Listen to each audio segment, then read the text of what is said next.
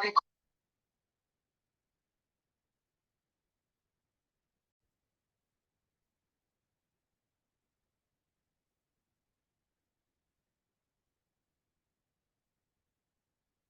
afternoon. Hi, Cicely.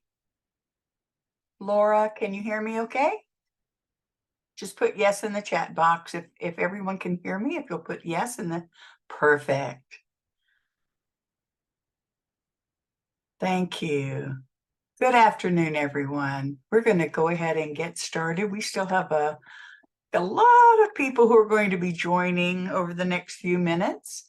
My name is Darl Junsutat, and I am delighted to welcome you to the Tennessee Strong Families Grant Program Workshop on Writing an Effective Grant Proposal. I've served as the director of the University of Tennessee Social Work Office of Research and Public Service, or SWORPS, since September of 2022. Prior to that, I served for many years as the director of a community-based nonprofit serving multiple counties in mostly rural West Tennessee.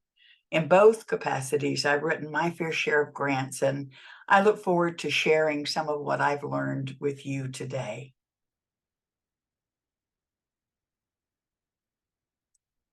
SWORPS serves as the training and technical assistance provider for the Tennessee Strong Families Grant Program, which is administered by the Family Advocacy Unit of the Tennessee Department of Finance and Administration. This is the first in a series of workshops that we'll be offering for applicants and grantees. Notifications of future workshops will be available on the Tennessee Strong Families Grant Program website. In addition, we monitor and respond to questions and requests for assistance that you send to strongfamilies@utk.edu. Unfortunately, while we don't have the resources to write your grant with you or for you, or even to edit your grant proposal, we can and will answer specific questions you may have about any aspect of your proposal. Effective November 1, we will also have a help desk number that you can call with your questions. That number will be posted on the Tennessee Strong Families Program website as well. Since there are so many attending today's webinar, I ask that you please remain muted and put any questions you may have in the chat box. My colleague here at SWORPS, Ann Mitchell, will be monitoring and sharing your questions to make sure I don't miss any. You should also feel free to keep your camera off, since that allows for better overall presentation quality. If you have questions that are specific to your agency or to your application, I ask that you please put those in an email to us at strongfamilies@utk.edu so that we can provide a more thoughtful, comprehensive response. We try to get a response to you within 24 hours of your inquiry. Finally, following the presentation, we will send you a link for a survey that we'd be grateful if you could complete so that we can learn and improve. Now, let's get to grant writing, which is so much fun, said no one ever, because it's true. Fun is probably not the best word to use in conjunction with grant writing. Perhaps some better words are learning experience and critical thinking, because grant writing is indeed a learning experience. You will be asking yourself such questions as, what do you do, and how do you do it, and why do you do it that way, and the impact it has. Questions you may have never even considered before. Networking and collaboration are also maybe some good words you could use, since applying for a grant can present new opportunities for building and strengthening professional networks and collaboration. Team building is also a phrase I'd use with grant writing, because the task of grant writing often requires that the framework of the proposal be developed by a team within your organization. And of course, economic benefits and community impact are words I've used to talk about grant writing, since the award of funding, which is an economic benefit to your organization and to your community enables your organization to have an even greater impact on the community through the increase in funded services that you're able to provide and the number of people you're able to serve. So let's get to it. This afternoon, we're going to focus on three of the core components of writing a grant proposal. The first is defining, describing, and supporting the statement of problem and need. The second is defining goals, objectives, and activities linked to the statement of problem and need. And finally, creating the work plan with timeline, inputs, outputs, and outcomes. We won't be reviewing the budget today since the slide presentation on the budget is already available on the Tennessee Strong Families Grant Program website. If you haven't completed an intent to apply yet, there's also a brief training available on that and a few other topics that'll be helpful to you in applying for these grant funds. Again, if you have any questions about any aspect of your application, including the intent to apply and the budget, please just email us at strongfamilies@utk.edu. Let's go now to writing an effective problem and needs statement. When writing a problem and a needs statement, it's really important to use supporting evidence to clearly describe the nature and extent of the problem and/or the need facing those you plan to serve. An effective statement of problem or need illuminates the factors contributing to the problem or the circumstances creating the need, and it identifies current gaps in services or programs. It also helps you to provide a rationale for the implementation of specific evidence-informed or best practice interventions for addressing the problem with the target populations that you want to serve. Supporting evidence is what demonstrates that the problem is in fact a problem and not just your opinion. So how do we get this supporting evidence? Well, there are two main ways with which I'm sure most of you are already familiar: primary data sources and secondary data sources. Primary data is data gathered directly from the source, that is, from the target population you serve or that you want to serve. This data is collected through surveys, interviews, questionnaires, focus groups, field observations, case studies, and participant stories, among other ways. Primary data is strong because it often provides more accurate, more relevant, and more specific information about the problem and need.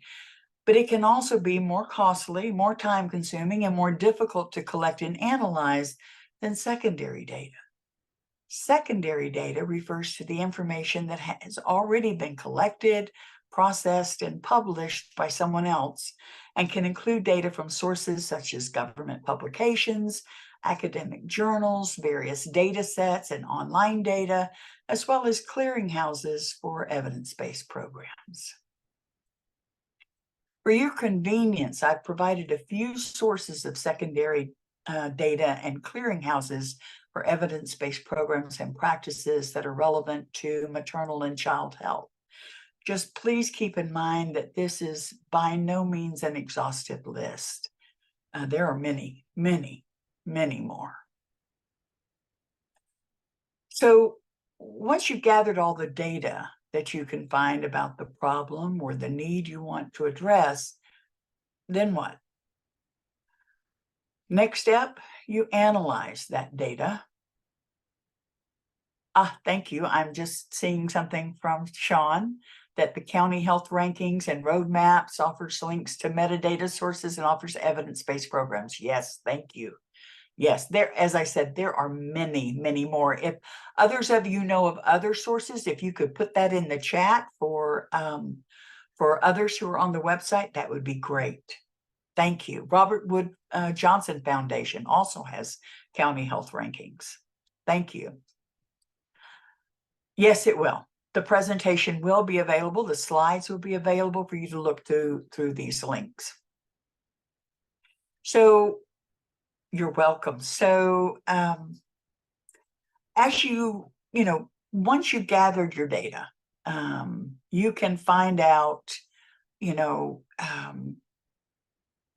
more from that data by analyzing it.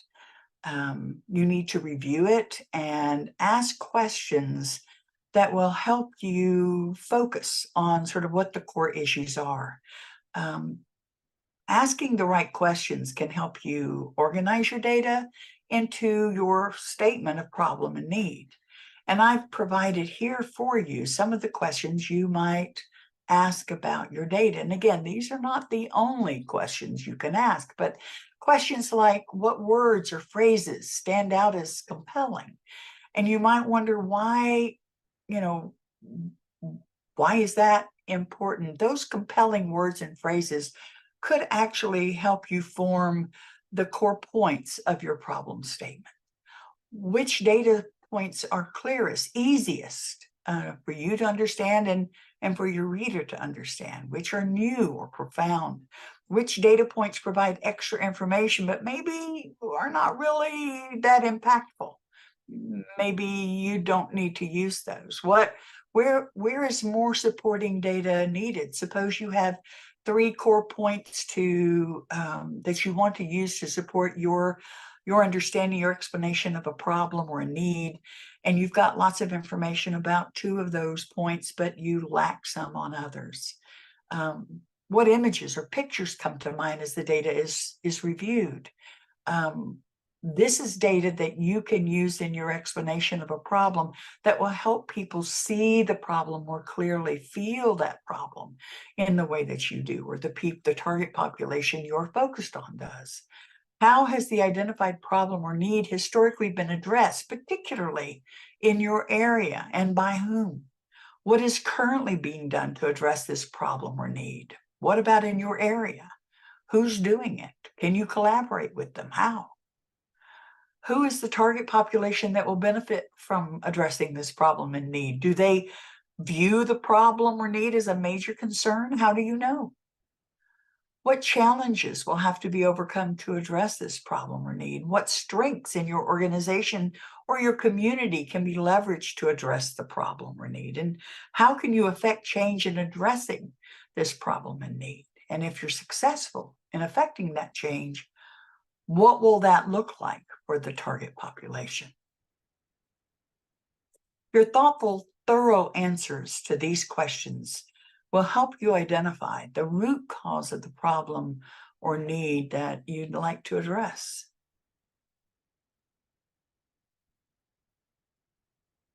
When gathering and analyzing supporting evidence, I can't stress the importance of identifying and explaining the root cause of a problem or need strongly enough. A common error is presenting a problem and need from the perspective of our community lacks something and therefore needs it. Or as in the example on the slide, our community lacks maternal health care and thus is in desperate need of it. Or even more simply, we don't have it and we need it. A statement like this provides no evidence or new information to support the conclusion that something's needed. The reader of this statement doesn't even know if there are any individuals that would require, want, or benefit from the something, such as maternal health care, that the writer claims is needed by the community. When you examine the root cause of the need for maternal health care in XYZ County, for example, you discover, among other things, that XYZ County is a maternal health desert with a high percentage of women of childbearing age. This analysis of root cause could be continued with an examination of what a maternal health care desert is and what sorts of problems have arisen for pregnant or postpartum women living in one, regardless of where they are in the U.S., as well as in XYZ County in particular, if that data is available. You could also look at the impact of a maternal health care desert on the childbearing population by race, as well as by other demographic factors, if those are available to you in the supporting evidence that you've gathered.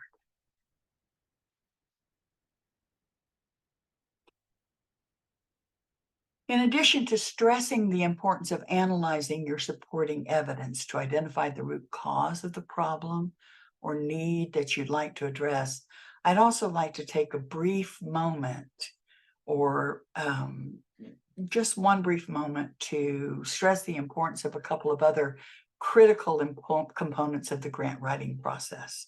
And those two components are community partnerships and evidence-based programs and best practices. And I'm sorry, I'm being distracted by chat. Anyone see an orange scribble on the left portion of the viewing screen? Oh, hello. Yes, I see it. I'm not sure what that is either. That's interesting. I am not sure where it came from. My apologies.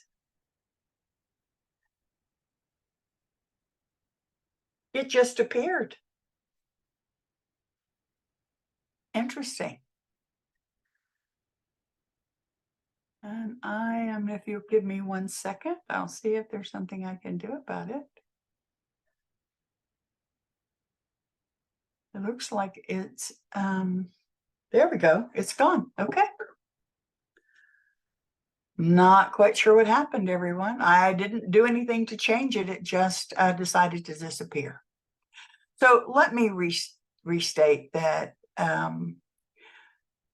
two additional components of the grant writing process I'd like for us to just look at briefly before we continue are community partnerships and evidence-based programs and best practices. Community partnerships are important to grant proposals because they demonstrate a collaborative and cooperative approach to addressing common problems and goals. Just a few of the benefits of community partnerships and grant proposals include ensuring broader support from various stakeholders, including the funder, who value teamwork and shared vision, as well as maximizing resources by combining financial, technological, or human resources from different partners to enhance project implementation and ensure sustainability. In this sense, community partnerships also help to achieve economies of scale by reducing duplication of effort and increasing efficiency and effectiveness. Community partnerships can also serve as a catalyst for non-traditional funding sources by expanding the reach and impact of the project to new audiences and sectors. Thus, although I do know it often feels much easier and faster just to do your own thing when writing a grant, I really do urge you to take your time when you do your data gathering and analysis to learn about what your community partners are already doing and to explore the ways in which you can partner with them, and then describe those opportunities as you conclude your statement of problem and need. Doing this can increase the credibility, the quality, and the success of your grant proposal, as well as those of your partners. If time permits, you should also get a statement of support and collaboration to submit with your grant proposal. As you end your problem and need statement, you will most likely want to introduce the approach you plan to use to address the problem you've analyzed, identified, and described. And this is when you answer that question, how will you leverage your organization's strengths to affect change? You do this by selecting an evidence-based program or best practice that is effective, feasible, and appropriate for your target population and location, and that allows you to build on and enhance your organization's existing strengths. The EBP or best practice you select will also help you to avoid wasting time, money, and resources on interventions that aren't proven to work or that may even cause harm. When you use an appropriate evidence-based program or best practice, you increase the likelihood that the people you serve will achieve positive outcomes and an enhanced quality of life. And now it's time for purpose. that part of your presentation where you create goals and objectives and you link them to your problem and need. A purpose statement for a grant is a concise, clear, and specific summary of the main goal and objectives of the program for which you're seeking funding. You'll notice here that I've included the purpose and priorities provided in the solicitation for the Tennessee Strong Families Grant Program. I've done that because your purpose statement should also be grounded in the program purpose and priorities outlined in the solicitation. Don't forget those. They're the reason the funding is there in the first place. The first part of your purpose is your program's goal. And writing a program goal for a grant is an important step in planning and implementing a project because it provides a broad statement of what you want to accomplish with the grant funding. You can have multiple goals depending on your project design, but each goal should be linked to the problem or need that you identified in your proposal, and each should be aligned with the mission and vision of your organization and the purpose and priorities of your funder. A few tips for writing a program goal for your proposal, in addition to those provided in the abstract on the Tennessee Strong Families Grant Program website, include: start with an action verb that describes what you want to achieve. Some possible verbs are improve, increase, reduce, provide, create, promote, etc. Specify who or what will benefit from your program and how. For example, you can mention the target population, the geographic area, the expected impact, and so on. If possible, also align your goal with any larger community or organizational goals or initiatives that support your program. I provided one example of a goal for you here. In keeping with XYZ County's 5-year Healthy Families Initiative, promote the healthy development of expectant mothers, infants, and toddlers, and their parents. Other examples of goals for your grant are provided in the abstract on the Tennessee Strong Families Grant Program website. Now that you've got your first goal, you need to have at least one program objective for that goal as well. A program objective is a statement of what you want to achieve. It breaks a specific program goal down into smaller, more manageable parts that outline what you plan to do in specific, measurable, attainable, realistic, and time-bound terms. Some tips for writing strong objective statements include, again, using action verbs and quantifiable indicators to make your objectives specific and measurable. Also, make sure your objectives are achievable and realistic given your resources, your capacity, and your timeline. Finally, set a deadline for each objective and make it time-bound. This will help you monitor your progress. An example objective based on our earlier goal: educate at least 100 expectant mothers and parents of infants and toddlers per year in XYZ County on healthy brain development in children. Again, more examples of objectives are provided in the abstract on the Tennessee Strong Families Grant Program website. So, you've got a goal and an objective. Now you need an activity. A program activity is a specific action or task that you'll carry out to achieve your project objective.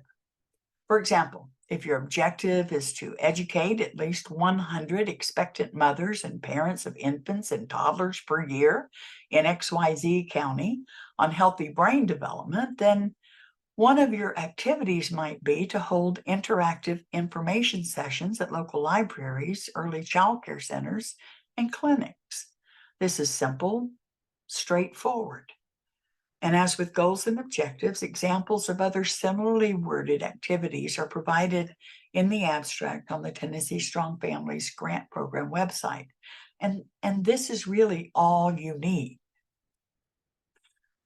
However, for the more ambitious among you, if you'd like to include a bit more in your activity statement to make it even more specific, you might follow these steps. Identify the resources, personnel, and time needed for each activity. For example, to hold those interactive info sessions, you might need to hire a parent educator and develop materials. Describe how each activity will contribute to the achievement of the objective. For example, you might explain how providing interactive parent education and reading materials will promote healthy brain development in infants and toddlers. List the expected outputs and outcomes of each activity. Outputs are the direct products or deliverables of the activity, such as the number of information sessions conducted, or the number of materials distributed, or the number of parents reached. Outcomes are the changes or benefits that result from the activity, such as an increase in the number of parents who understand and can apply the principles of healthy brain development. Use SMART criteria to make your activities specific, measurable, achievable, relevant, and time-bound. And link your activities to the budget and evaluation sections of your proposal. For example, you might indicate how much each activity will cost and how you will monitor and assess its impact. An overachiever example of an activity that includes all of the above might be allocate 25% of project funds in years 1 through 3 to hire a parent educator to conduct 4 interactive information sessions per quarter for parents of infant and toddlers and expected mothers on healthy brain development concepts and strategies, and conduct a pre-post test to measure parent understanding of key concepts and skill in applying strategies learned to promote the healthy development of their children's brains. Of course, you could also express the same thing in 2 separate activities, one for hiring the educator and one for conducting pre-post test assessments. The point is, you want to be as specific as you can, be as clear as you can. Your activities outline the steps you will take to realize your objectives, which will help you realize those goals and achieve what you wanted to achieve for your target population and the communities you serve. Once you've completed writing all of your program goals, objectives, and activities, you're ready to create your timeline. And a template for doing that is already provided in the scope of your project. A timeline is important because it helps you organize your proposal, meet deadlines, and track the progress and results of your project. Everyone, please don't just create that timeline for your scope and then submit it and forget about it. That timeline that you're creating is for you. It's for you to be able to track and monitor when you're supposed to do what. The key at a minimum, your timeline should include the key activities that are necessary to implement your program successfully. These are the activities, presumably, you've already listed under your objectives.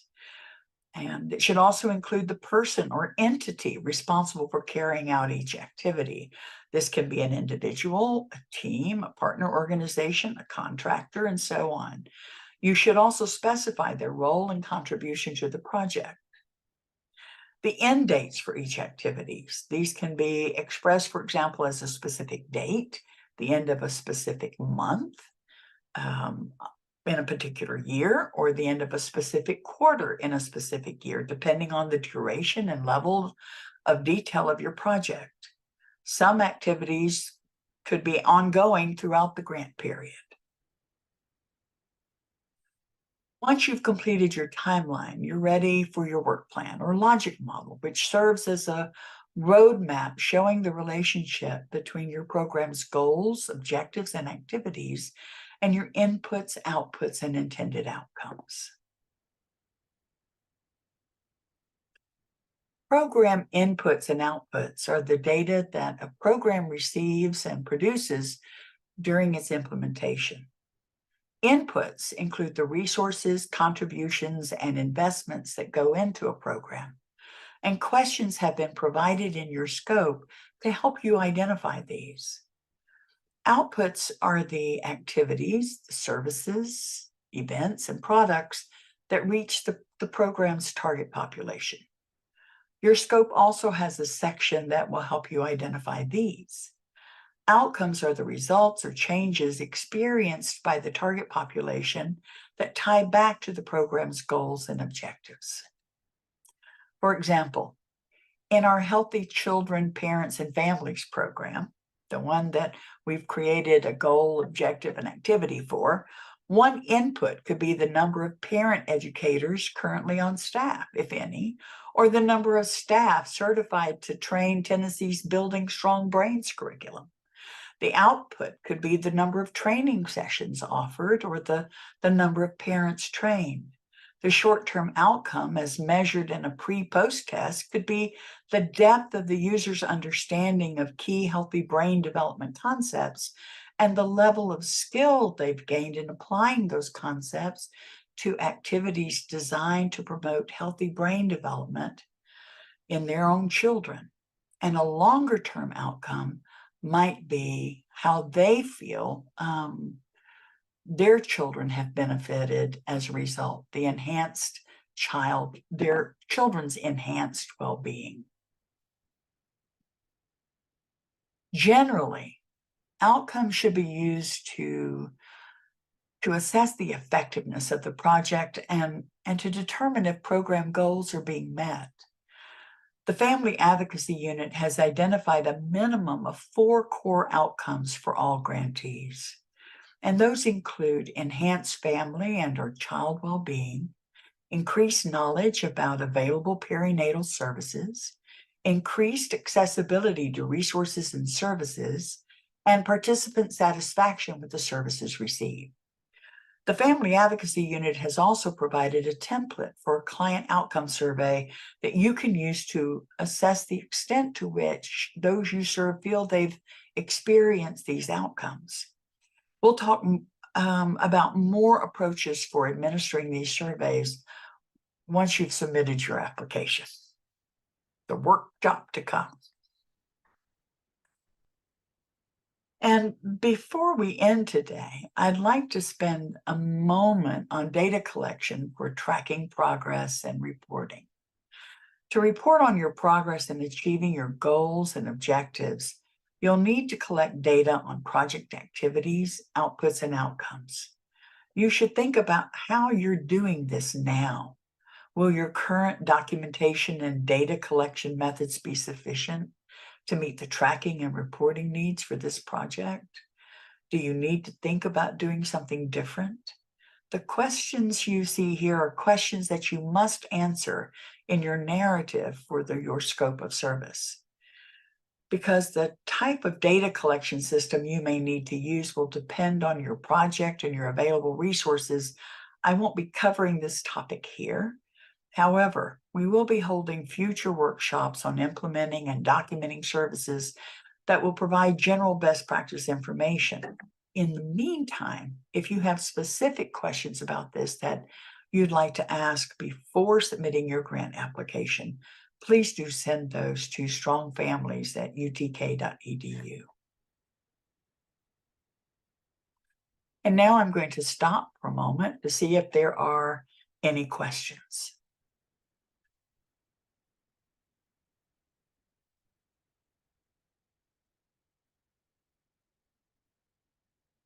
You can put them in the chat box.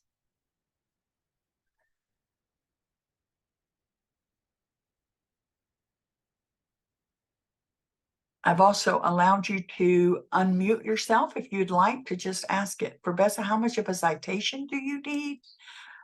Normally, citations in the scope are put in parentheses after. So if you reference something, just put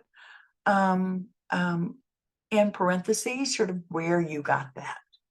And again, if you would like some examples of how to do that, we can get that up on the website. The question is, are we able to resubmit our intent to apply if we want to use contract services and had previously selected no for that option?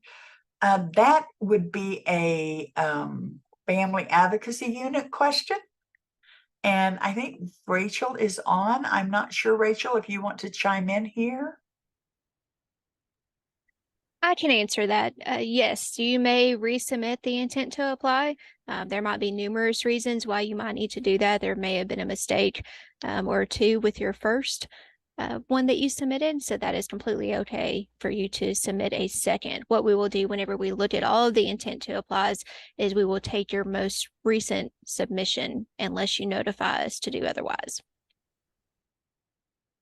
There is another question about requesting technology upgrades for data collection as part of the grant proposal. I would say yes, that you absolutely can put that in your budget. You would need to support that when you talk about how you're going to collect data, what you're planning to use and why, and then put that in your budget. We plan to serve 6 counties. We may not have time to obtain letters of commitment from all resources in each county. Will this be an issue in scoring? I can't speak for those who are scoring. What I would say is that you document that it's in your application. But I will also say that the piece of paper, it doesn't have to be something formal. A letter of support that you draft and ask them to complete, the person that you're planning to collaborate with, usually doesn't take a lot of time, but do try to get as many as you can.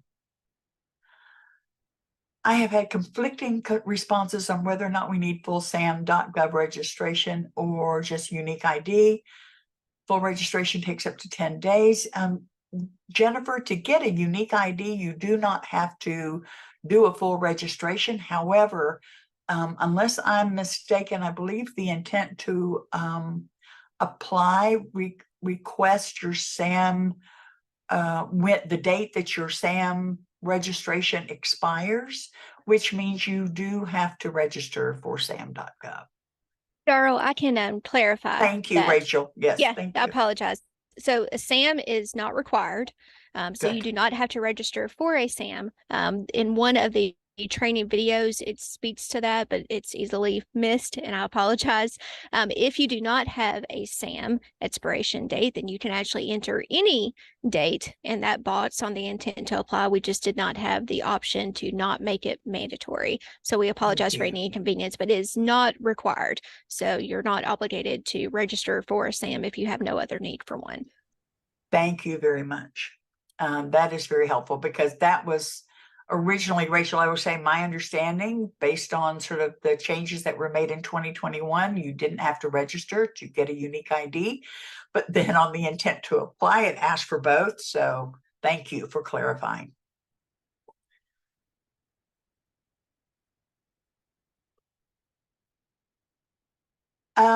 If there's a question, do you offer draft application reviews? We do not. Again, Kelly, if you have specific questions about your application that we can answer, I am happy to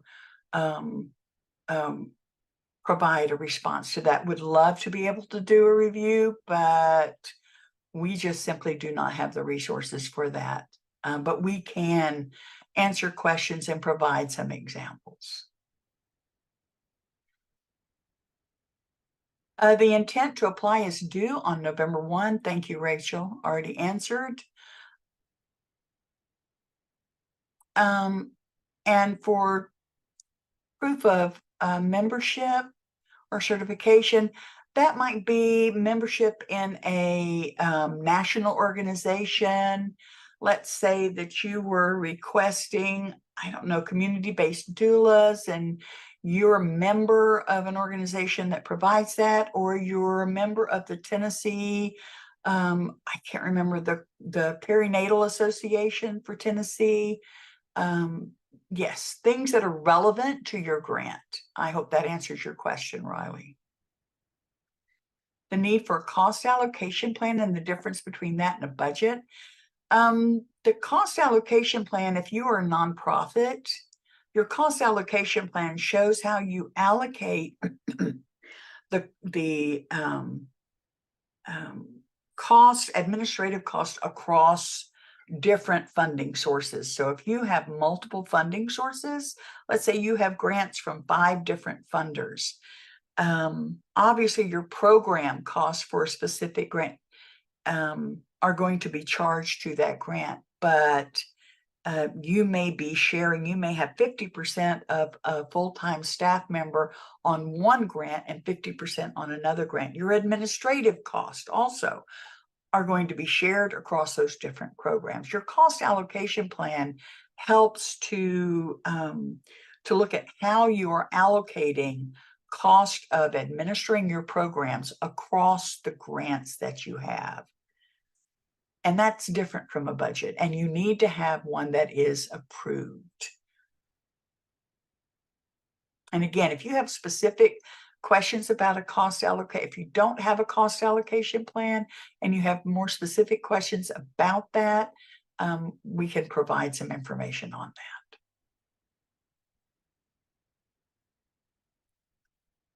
that. When you submitted your intent to apply, Janet, you should have gotten an email that documented that it had been submitted. You might check your email again. Rachel, has that changed? I'm not sure. I can check on that. If there was an email that, I mean, it would be auto-generated. It wouldn't be an That's right, email yeah. from the Family Advocacy Unit. Yeah, my experience with submitting intents to apply through FormStack have been that normally you get an automatic email letting you know that it has been submitted.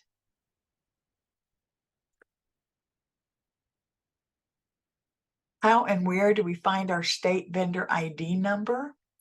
That is something, if you're not already a state vendor, one will be assigned to you.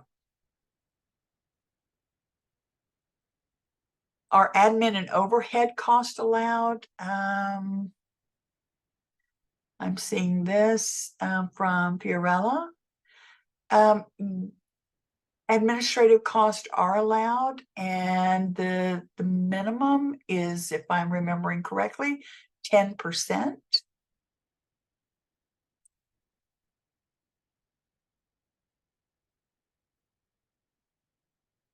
I do have an example of a cost allocation plan. And what I can do, everyone, some great questions here. Okay. No, you don't need to. Janet stated that she received the automated email for the intent to apply, but is there a separate approval? No. Just keep that. The information on the intent to apply is on the website. If you look in the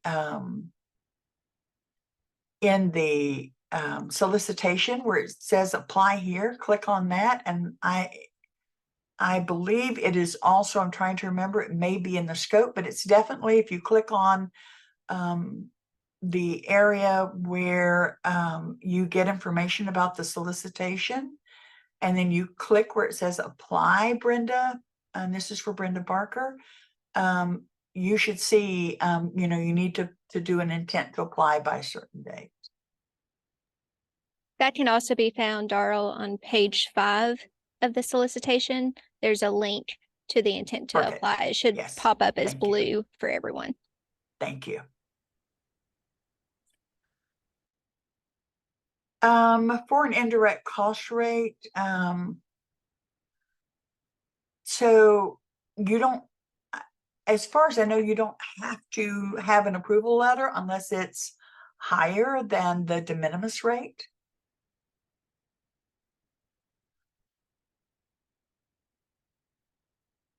And yes, it is required to have 20% of your total grant for supplies. And that's for Sean.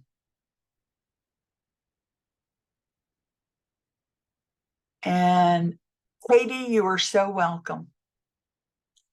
Everyone, thank you so much for your questions. I have your questions, and we'll go through these questions and provide either the family advocacy team or SWORPS. I know the family advocacy team has already started a FAQ. We are happy to go through and provide written answers to some of these questions in collaboration with FAU to make sure that you have these available to you to refer to. If you have any other questions, please feel free to email us. Don't censor yourself. If it's something we cannot do, I will tell you as gently as I can, but we are happy to help in any way we can.